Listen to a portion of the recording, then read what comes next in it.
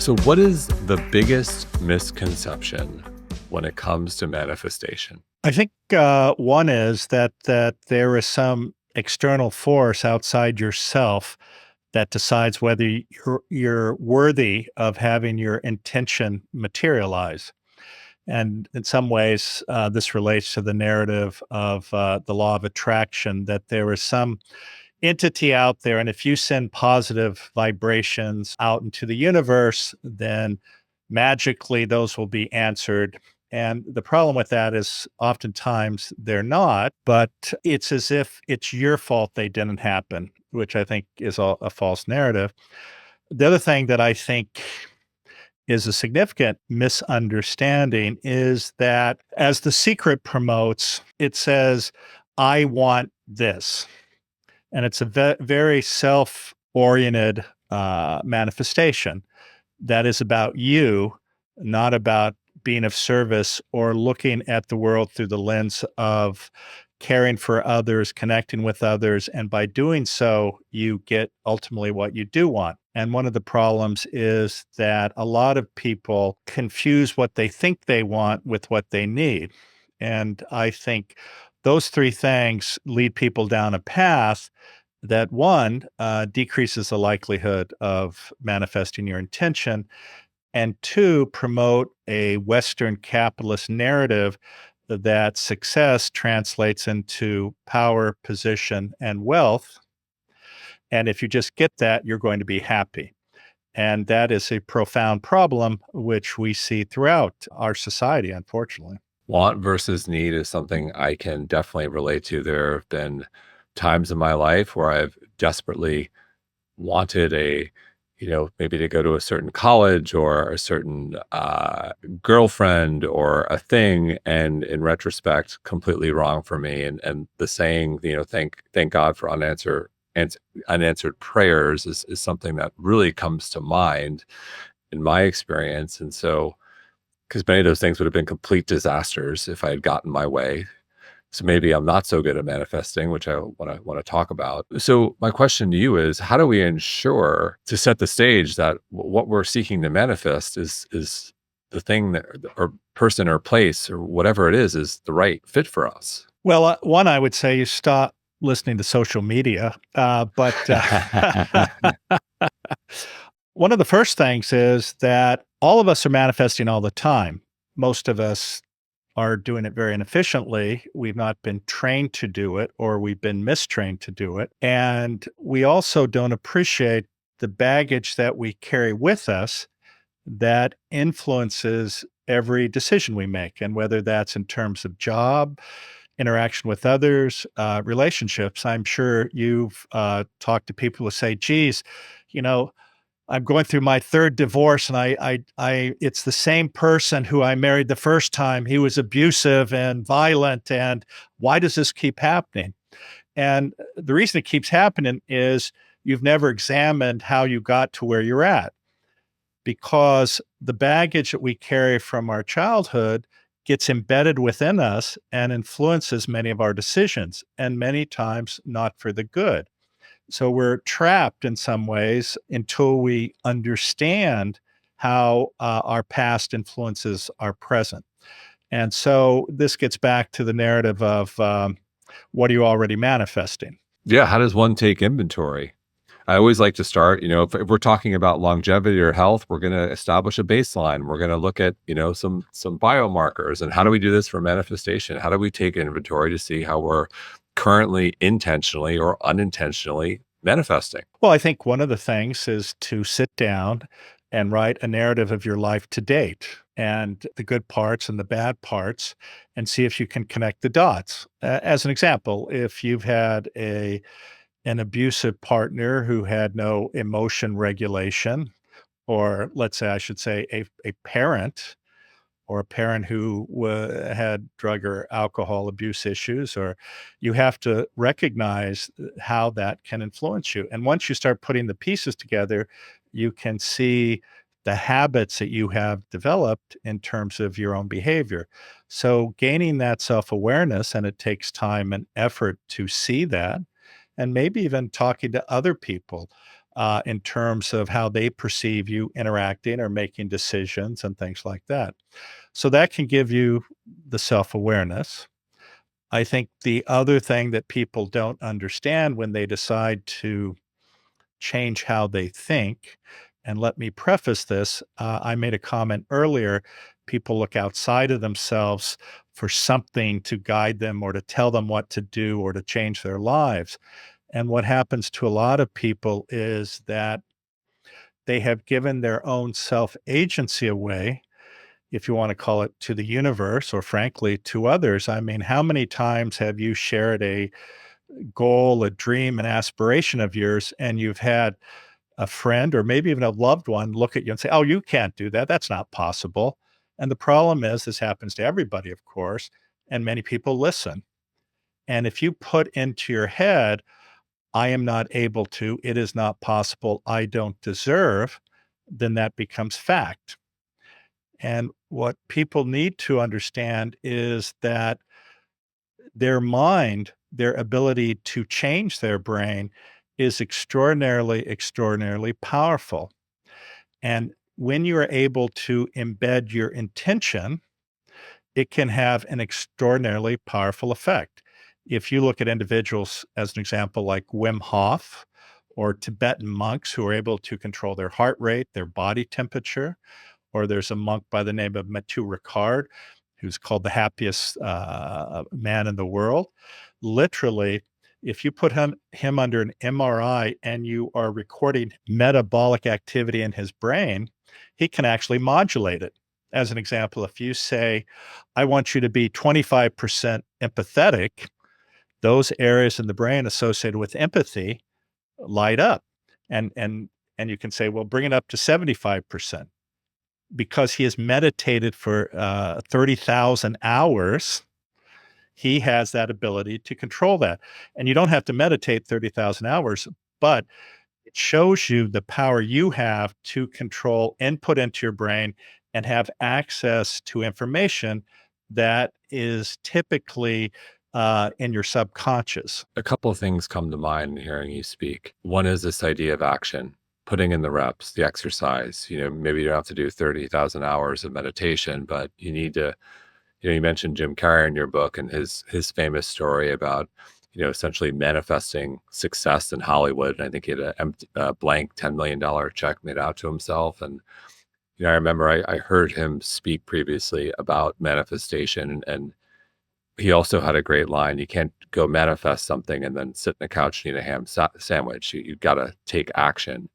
And so I'm hearing a couple things that I'm curious your take in terms of the recipe for manifestation. There's thinking, there's feeling, there's seeing, writing, and then there's the action piece. Maybe I'm missing a couple, but like, how do you think about all of these tools at our disposal, if you will, and how we should be thinking about them if we're looking to achieve something, manifest something? Right. Well, one thing is that what happens to many people is, and I think Jim Carrey alluded to this, as you were saying, it's not also something where you simply say, okay, I'm ready to manifest. Let's just make it happen. And you sit there all day. But the other problem is, as an example, and I have been the type of person that says, I want to run a marathon. And so then I go out and I try and run 10 miles day one. Well, it doesn't work that way. And the problem is when your expectation is too high in the sense of what you want at that moment, you're going to be very disappointed. So one of the things is, if you will, to start with baby steps. And we're talking about fundamentally, how do you create habits? And let's say you want to be a runner. Well, the best thing is to set an alarm, get up early, and not try to run 2 miles or 3 miles, but simply to get up and maybe walk to the corner, walk around the block, and do this over and over, because then it gets embedded. We know that through repetition, we manifest our intentions. And what I mean by that, there's a saying that what fires together wires together, meaning that when you do something over and over, you create neural pathways that get stronger and stronger. So one of the things is you have to do the mental exercise of learning how to embed your intentions so that they become, if you will, habitual, and you have access in regard to the ability to do that. But the other thing that's important, which also I think Jim Carrey alluded to, and I think others in the book, was the reality that you have to make it not about you, at least if you want to maximally have the benefit of the ability to manifest. And what I mean by that is, I think Jim Carrey said,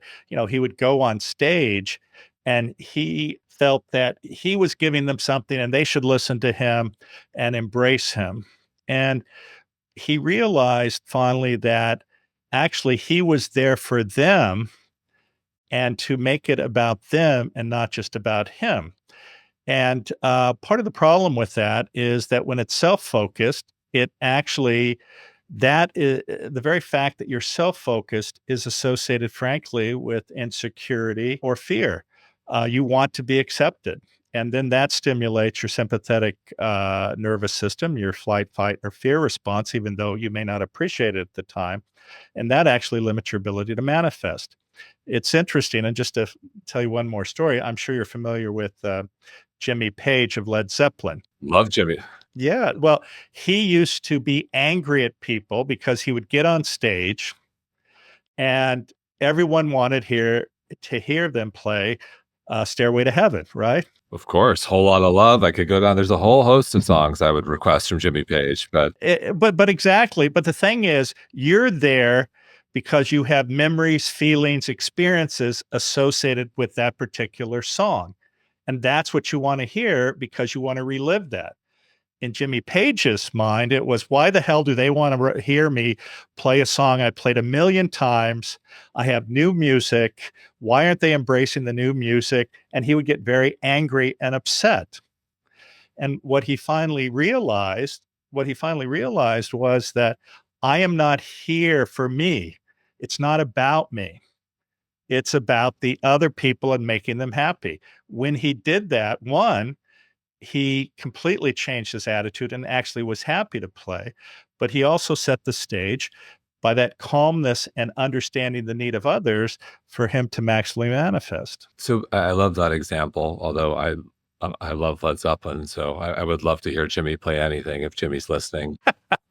I think he's still alive. I think Jimmy's still alive. I think Jimmy and Robert Plant are still alive. Well, I hope so. I know that Bonham passed away a long time ago, unfortunately. So building off of that, I'll use wealth as an example because I think many people, value financial wellness or financial security, abundance, if you will.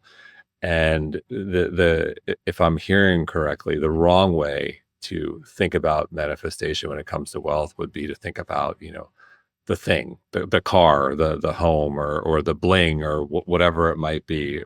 And you'd be better served by thinking about uh, maybe how I can provide for my family, or the memories we can have in this house, or what organizations we could donate to, or how we could impact our community or change lives with this abundance versus this material thing, which will be fleeting. Yeah, I think that's exactly right. And I'm sure you know, and I know an innumerable number of extraordinarily wealthy people who are absolutely miserable. And I even look at my own life, and there's a book I wrote called Into the Magic Shop, a neurosurgeon's quest to discover the mysteries of the brain and the secrets of the heart. And that's a memoir that talks about my own challenging background, but it also includes how I met a person who cared, spent the time with me, taught me a meditation practice, but she also taught me a manifestation practice. Can we talk about that? I don't want to, I do think you've been through the manifestation ringer, if you will. And you've come out on the other end. You are a manifestation success story. You've seen it all. So I'd be remiss. Let's talk about your personal story. Let's spend a few minutes there. Sure. So I grew up in poverty. My family was on public assistance my entire childhood and beyond. My father was an alcoholic. My mother had had a stroke when I was a child, was partially paralyzed, had a seizure disorder, chronically depressed, attempted suicide multiple times. We were evicted from multiple residences. And of course, this is not the ideal situation for a child to grow up in. And I'm sure you've heard the term adverse childhood experiences. When you've been in situations where you've been physically, mentally, or sexually abused, the likelihood of you overcoming that, or growing up in poverty, or with someone who has mental illness, each of them is a strike against you of achieving what society would nominally call success. And at the age of 12, I was feeling very hopeless. I felt I didn't have a future. I felt that for me, this idea of success was not possible. I had no resources, no money, no mentors.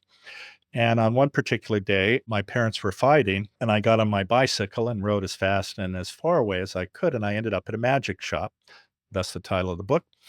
And I walked in, and I had an interest in magic, but I walked in and there was a woman at the counter, and she was the only one in the store, if you will. And she was not the owner, she was the owner's mother. And she knew nothing about magic. She just happened to be sitting there while her son was running an errand. Long story short is she was this incredibly radiant human being. She had this smile that you just felt comfortable with. She looked you in the eye. She treated you as an equal. And of course, what this does is create a sense of psychological safety where you feel comfortable. And she asked me a series of questions. I answered them, which I normally would not, frankly. And after about a half an hour, she said to me, she said, I really like you.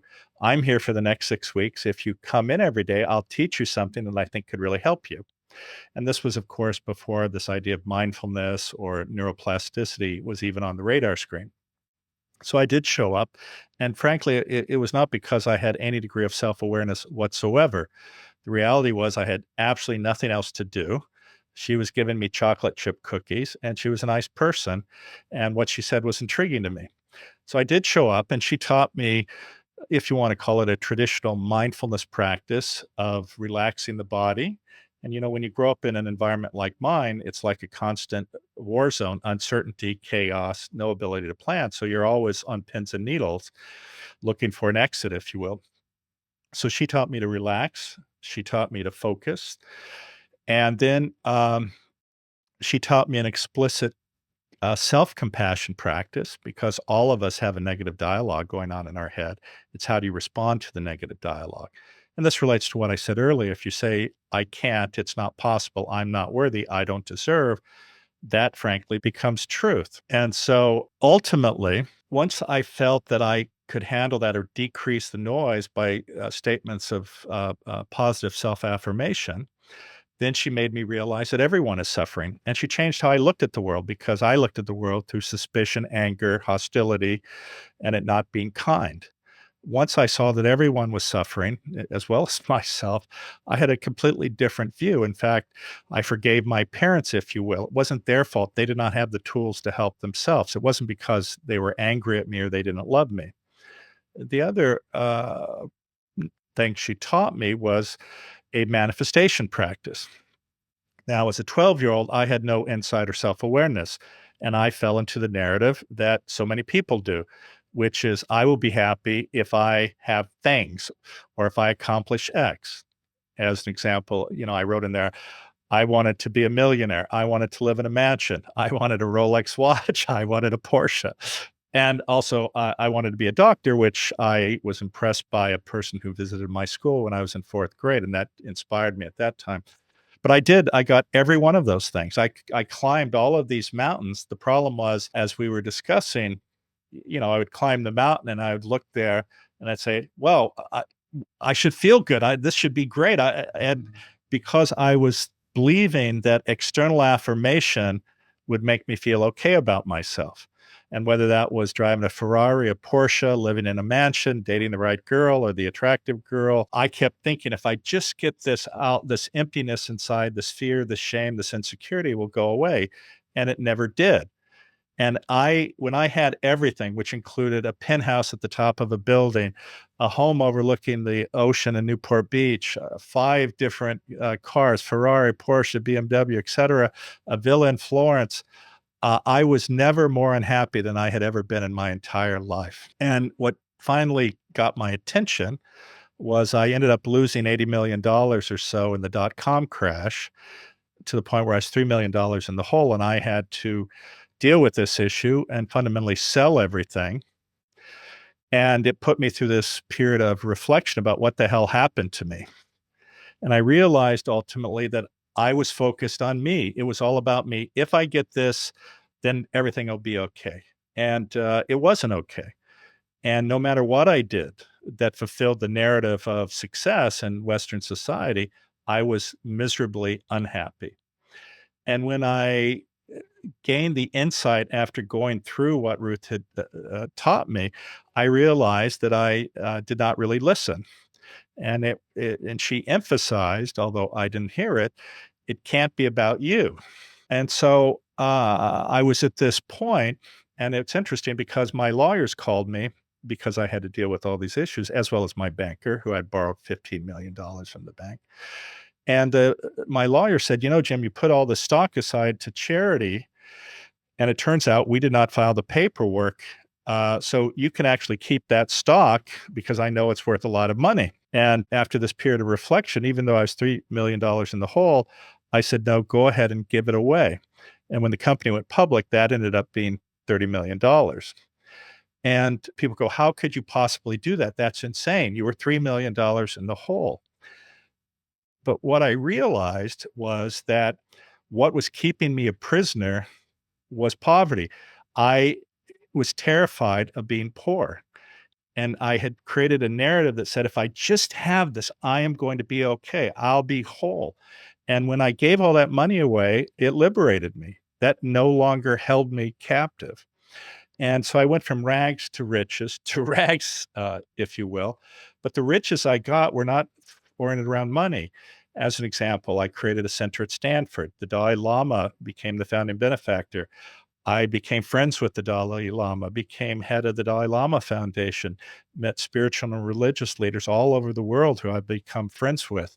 And the depth of those relationships, those connections, the insights, the self awareness, and the reality that our job in this world is to be of service, to care for others. That's how we evolved as a species. And this gets back to the difference between hedonic happiness, which you were alluding to, or hedonism, about the things. And what happens with that is it's all wonderful on the short term, sit there and go, wow, that's great. I'm here, I'm a success. But that feeling of wholeness or fullness, or if you want to call it happiness, is very shallow and very transitory versus eudaimonic happiness, which is associated with purpose and well-being or being of service to others, is deep and very long-lasting. And that's how we were designed as a species. And and in some ways, this is the difference between fear and love. If you're only focused on yourself, it's because of your own insecurities and fear about scarcity and not having enough. If you focus the other way about others, it's about love, connection. And we know whether, as an example, you look at the blue zones, which have been written extensively about, or the Harvard study that's been going on for 85 years called the Adult Development Study, what supports happiness, connection, is depth of relationships and caring for others. That's how we evolved as a species. That's how our brain works at its best. That is how you are able to maximally manifest your intentions when you are in that mode. And when you're in that mode, you realize that the bling, as you said, it's fine, but you need to let go of that. And what I mean by that is I have bling now, even now. Yeah, I live in a very nice house, and I drive a Porsche. And if it all goes away tomorrow, I'm perfectly fine. It's not that I don't enjoy it, I just don't need it. So, well said, and a lot to unpack. And one thing, I'll just use house as an example because I think people can wrap their head around it. So, someone wants to manifest a home. Walk us through how would one approach that? If, again, building off of what we discussed earlier, a home that, provides safety, shelter, memories, family, like walk us through, like, 'cause I'm hearing we need to be, I heard positive self-affirmations. I heard gratitude. And there are other things we haven't discussed, which, there's vision boards, there's you have to feel it. You can't just see it. We've heard and seen a lot. Walk us through how we should do this in the James Doty approved way of manifestation. You've been through the ringer. Well, I have been through the ringer, but I would say it's not the Jim Doty approach. It's the how do we use neuroscience to maximally increase our ability to manifest our intention? Even better. Yes, because the science is there. It's not the woo-woo and the pseudoscience or the false narrative that actually contributes to unhappiness. But to get to your question, so what is your intention? If you sit there and say, I want to live in this house because it is bigger than everyone else's house, everyone will look at me and believe I am a success. And then I will show everyone that I'm worthy because I have this. That's the wrong way to approach it. Versus if you sit there and say, I need a home so that I can have experiences with those I love. And as you said, memories and experiences. And it is a place of warmth. It is a inviting place. It is a place where people can be comfortable and be themselves. It is a place where strangers can come and feel comfortable and at home. Those are completely two different narratives. And the way to have that then is to believe or focus on the latter and not the former. I love that. And what about the tactics? Is it a vision board? Is it going to look at how I've heard it all. Walk us through the tactics for someone listening. So, what I would say is, even though the typical narrative of manifestation is associated with woo woo and pseudoscience, like many things, there are kernels of truth within what is said. And in some ways, it's like religion. And I'll use the analogy as follows. There was a survey done by a woman named Karen Armstrong, who's a former nun who's written a lot of books about religion. She won the TED Prize in '08. And she got together 19 spiritual and religious leaders, and they said, what's at the core of every religion? And it's compassion and the golden rule. But what we've seen is, even though experientially that has been acknowledged, what has happened over thousands of years is that reality has been wrapped around a dogma associated with culture and unfortunately oftentimes people's egos, and it's created a religion narrative. And the same has happened with manifestation. Where, as an example, we talked about the law of attraction, or we talked about the power of the universe, or we talked about, putting out positive energy. And some of these things are, in fact, factually correct. You mentioned vision boards. You mentioned gratitude. You mentioned using your senses, such as visualizing it, writing it down, reading it silently, reading it aloud, closing your eyes and seeing it. And all of these things do work. But again, and I had a conversation not so much about manifesting, but with the Dalai Lama, the fact that it can work on some cases, and you sit there and go, oh, yeah, it worked. And all my things were selfish. It can happen. That's what happened to me. The problem is it made me miserably unhappy. If you do it the right way and understand it's not about waiting for the universe, it's not about some magical power, it's about the power of your mind to change who you are. And that is a very, very powerful ability. Then you understand how utilizing those techniques with the right mindset maximizes your ability to manifest. And that's not to say if all of your intentions were wrong, they don't manifest. They can. But if you want to increase the likelihood of that happening, if you want to actually do things that will make you happy, you have to look at it from the lens of how am I of service to others? How do I help others? And when you do that, actually, you also find that your motivation changes. It's not just about you. And in fact, if you look at simply people who are depressed, once they get into themselves and it's all about them, that only aggravates their depression. If they go out and do something to help others, that dissipates their depression. And in some ways, this is a very powerful narrative to help you not only be a better person, to be happy, but to understand the power you have in your mind to make yourself happy and to change your life. You mentioned the quality of our relationships and blue zones.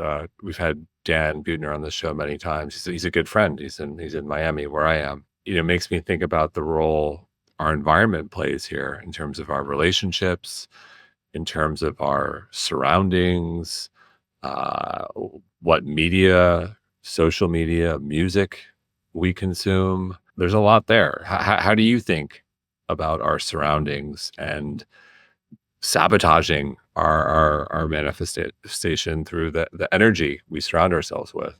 Well, I think you're absolutely correct. I mean, as you know, you can call them energy vampires. There are people who, for whatever reason, just suck everything out of you, and invariably these are people who it's all about them. Now, it's all about them because they're miserably unhappy, or it's all about them because they're a sociopath. Regardless, though, being around people who are takers creates a very, very negative energy. But the other aspect of this is that we are in a society that, frankly, most of us did not create, and it has, in many ways, a horrible influence. And on the one hand, a capitalist society is probably one of the best societies, but ruthless capitalism that takes advantage of people or is extractive, and what I mean by that is they take advantage of people who are poor or suffering or in need, uh, that actually ruins people's lives. And but we're surrounded by that. And in fact, if you look at social media, of course, they hire a ton of psychologists and neuroscience scientists to figure out how to create narratives that cause you to have a dopamine release, which addict you to these brief stimulation of your nervous center in the context of I want to this. And that has actually had a huge negative impact on our society because people get confused. Again, it's like I was talking about earlier about what I thought I wanted versus what I needed. I chased after all of these things and I did get what I thought I wanted and I was unhappy. You look at high school students as an example, if you survey them, I mean, a beautiful thing would be if they sit there and said, I want to help people. I started this charity. I did this. I my friend he had a health issue. I went out and helped him. What do you hear? You hear, I want to be wealthy. I want to be an influencer. I want to be a professional athlete. I want to be a celebrity.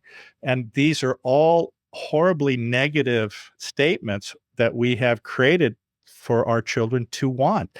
And it makes them miserably unhappy. And that is why we have an epidemic of anxiety, depression, loneliness, stress, because people are chasing something that has no substance in the belief that if they just get it, that is going to offer them nutrition and sustenance. So the more altruistic you are, your greater chance of success when it comes to manifestation. Absolutely. And the science bears this out irrefutably. When you have selfish intention, and look, people tend to go, well, Jim, what you're saying is I shouldn't have things. No, I'm not saying that at all. That's perfectly fine. But if you one, I mean, that is your only intention because you believe if the more I get, the happier I'll be, you're going to be unhappy. And also, if it's in the context of a zero sum game mindset, I win, you lose. And that's what force down people's throat. I'm a winner, you're a loser. So if we've got that right, if people have noble intentions, if you will, where in your view do they go wrong?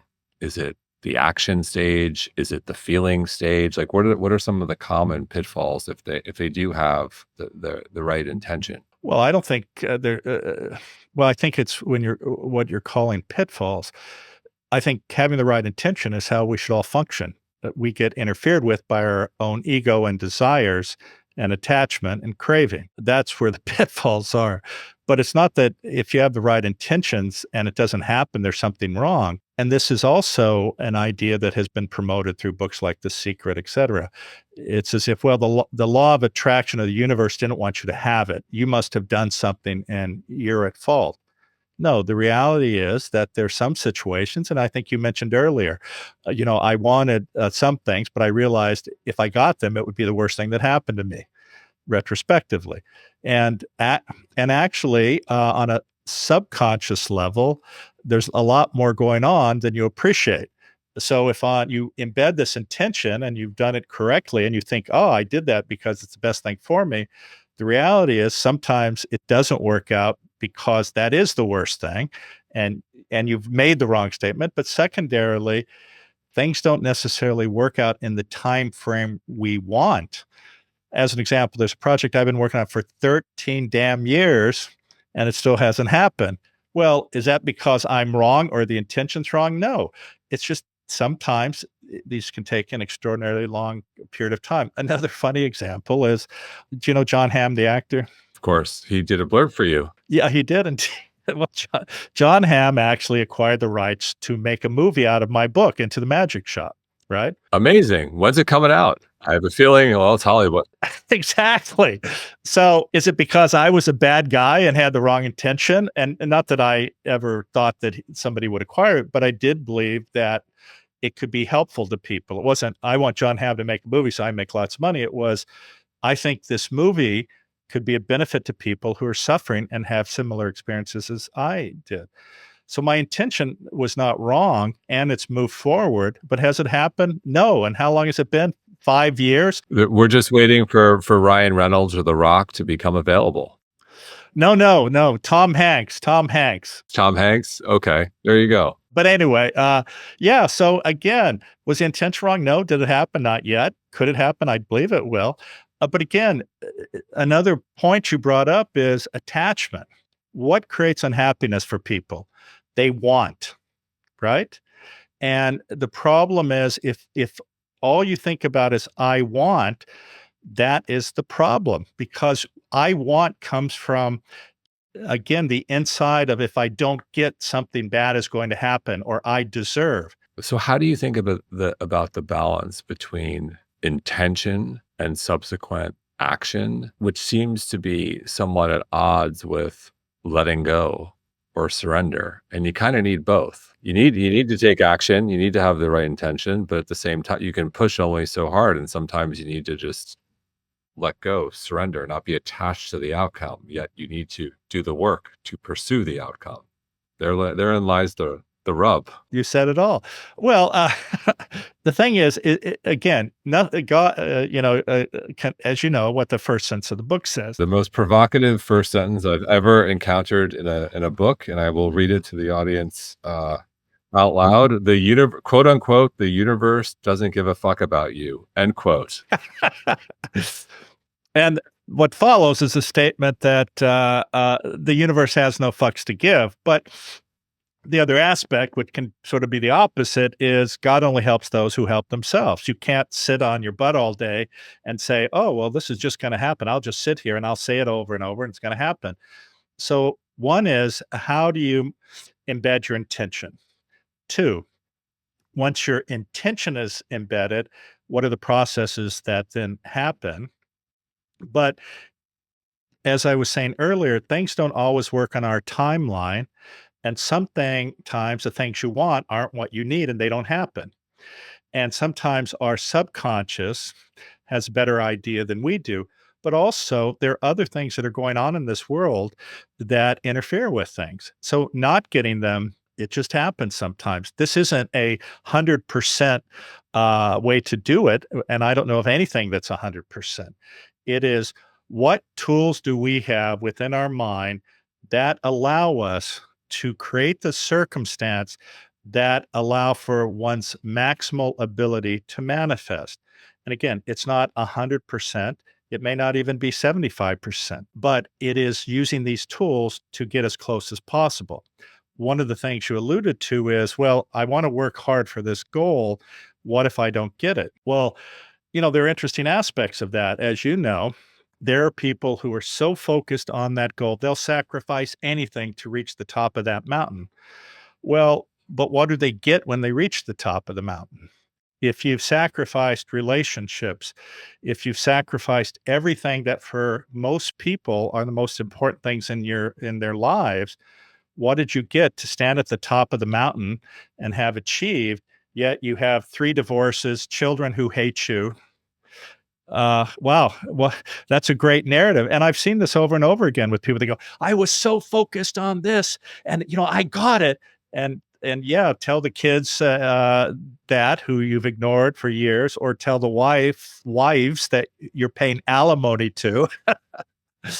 Sometimes it's not worth it. But more importantly, if you don't get it and you've done everything you can, there's no reason to beat yourself up either. And this is the part of letting go. Right. It makes me think of we have two little girls, 7 and soon to be 5, and they're both athletic. They love sports, and which we fully support. Well, I would say that typically happens when the parents love sports. And like I was an athlete, and I just believe, especially for young girls, we live in it just there's so much in terms of building confidence, self esteem, learning how to deal with adversity, grit, perseverance. Like I just and a lot of it, my greatest life lessons were from playing basketball all through college. And so something I say to them, they're competitive, they like to win, which I appreciate. It's a good trait. Work hard, have fun, be calm. It's not about the goals or the baskets or the out. Like I try to, even though I know they want to win, we all want to win. It's more fun when you win, but like put in all the effort, yet try not to get attached to the outcome. It sounds like that's the right thing. We should all be approaching life. Exactly. And that is exactly right. And that's great that you do that. As an example, nothing to me. I try. It's hard sometimes. Look, we all tried. We're all human. I hope you're not like one of the soccer parents who are, screaming at their kids along the side. You get the hell out there! I've unfortunately seen that from other parents, but yeah. Well, haven't we all? And that's like one of the worst things you can do. I mean, some of the most moving videos I've seen, or as an example, somebody running a race and somebody falls, and they actually stop and help them. Right? That's what it means to be competitive. It's not to run them over or push them aside. And the people who do that, again, i- they're so focused on winning, they've forgotten their humanity. And we all want to have purpose and meaning. And doing those types of actions are selfish, self-serving, and negative, and are only ultimately going to create pain and suffering for you or those around you. And so you mentioned God earlier, and in the book, you had a couple of reference points of very popular books of the last 100 years, and one of them was The Power of Positive Thinking by Norman Vincent Peale, which I read. Had a profound impact on my life. I read it as a teenager. My mother gave it to me. Her mother gave it to her. I still have the copy. What's your take on that work specifically in Norman Vincent Peale? Let's see. I think I was actually referencing Napoleon Hill. Well, you had Napoleon Hill. You mentioned Peale, Hill, and then Rhonda Byrne. And we could talk about any of them. Well, I think that again, these types of books which are inspirational and empower you and promote a positive narrative about who you are, all of that is great. But the caveat, and I think it's exemplified in Byrne, is again, it's not about, I want this, I get this. I think the underlying narrative was more like, if you do this, your life will be happier because you share with others your success. It wasn't, I get the big mansion and nobody can come in and you can watch me in my mansion. So I think the narrative in the first two, well, it's not quite what I would do exactly, but ultimately the narrative was, I am doing this to be of service or to help others or to be generous. The other, I don't sense that that is the central part of that message. I also want to bring it back. You mentioned the subconscious earlier in the book. I love this. You talk about the filing clerk and the bloodhound who run our subconscious. Please elaborate. Let me get into a little of the neuroanatomy here to give that a point of reference. So I alluded to the sympathetic and parasympathetic nervous system, which are part of the vagus nerve. It's the autonomic nervous center or system. The sympathetic nervous system is what many of us refer to as the flight, fight, or freeze response. It's how our brain reacts when we are fearful or scared or anxious. Certain things shut down and we're focused on survival. And in that mode, actually, this part of your brain called your executive control network limits your choices. because you have to make decisions fast, and therefore you have to have the shortest path to the destination. Uh, the parasympathetic nervous system actually is where we are meant to live. That's when we're open, we're generous, we're thoughtful. Your executive control network functions at its best. You have access to prior memories and experiences. And so we are meant to live in the mode of the parasympathetic nervous system. Our peripheral physiology works at its best. Our neurophysiology works at its best. So there are these cognitive brain networks, one of which is the executive control network. One is what we call the salience network, and the other is called the attention network. And most importantly, for at least the start of manifestation, is the default mode network. And this is associated with mind wandering, it's associated with daydreaming, it's self referential, it's where we consolidate mental representations, integrating past experiences with future goals. It's where we foster self awareness, and which is a foundation for internal action. And this works in conjunction with the salience network and the attention network. Well, how does that do that? Well, the salience network looks at the relevance, it looks at what's going on around you, and it takes what you have created, if you want to call it in the daydreaming mode, to help it become a reality. Well, how does it do that? It looks around at your environment. That ultimately becomes the bloodhound, that you have had this goal filed, and now it looks at how do I manifest that goal. So what happens is that this ultimately directs your intentional resources and serves as gatekeeper. It prioritizes information pertinent to accomplishing your goal while filtering out distractions that take away from you achieving your goal. And then that actually activates the attention network, which fine tunes, if you will, your filters. It enables individuals to attend to relative cues, and it gives you laser like focus. Once you're there, that then shuts down your default mode network and then activates your executive control area, which I think I call it the CEO, where it actually is part of the task positive network to allow then for you to accomplish the goal on a much more conscious level. And as an example, I'm sure you have been at a party where it's very noisy. Yet, if you hear your name, even in the din of all the noise, you turn to it. Why is that? Who you are or defined yourself as is deeply embedded within you. So even though it's like having Siri or Alexa always on, right? Right. It's always on, even though you don't know it's on. So when you hear your voice, you hear it. It's suddenly there, and you go, "Wow, okay, who's talking about me?" But the same is true when you've adequately or accurately embedded your intention.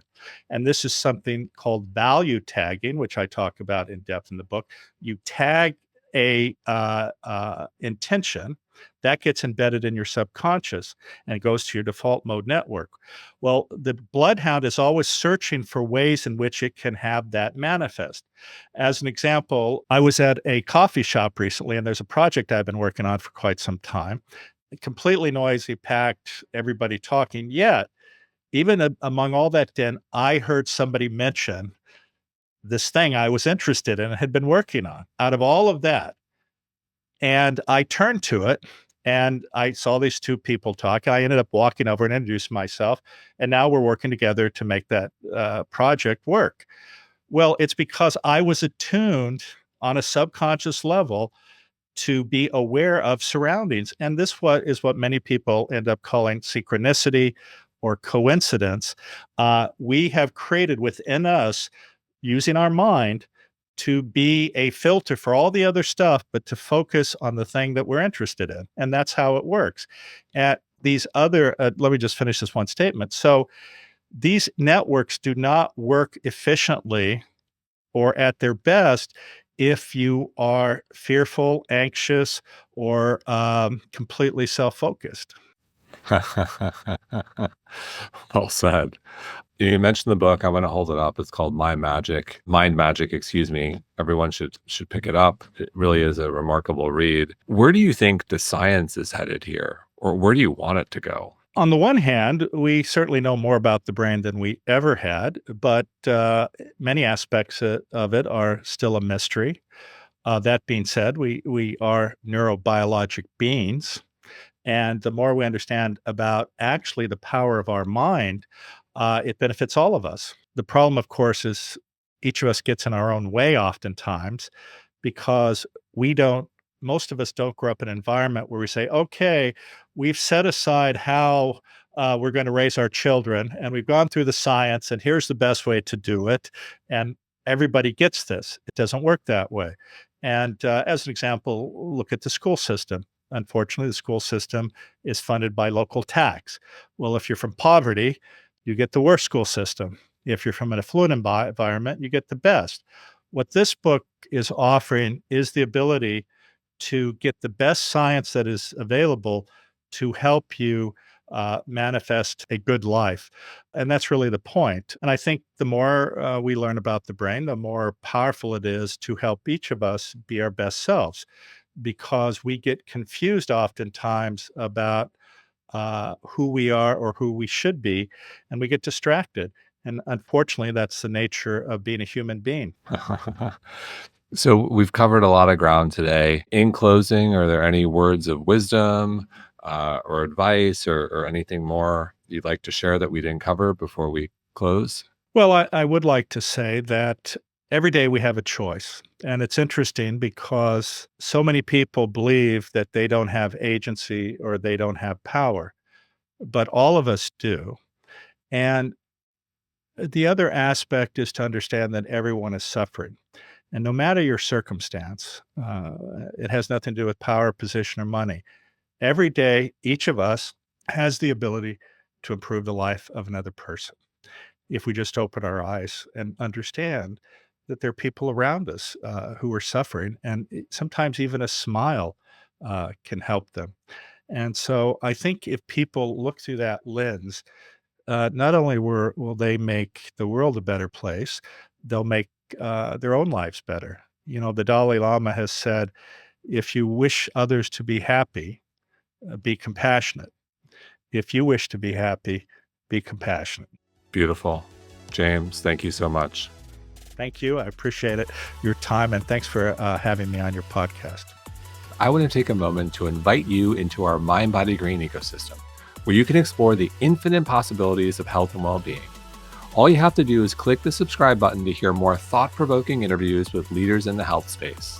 I am so grateful for all of you who have tuned in over the years, and let me tell you, it's only going to get better.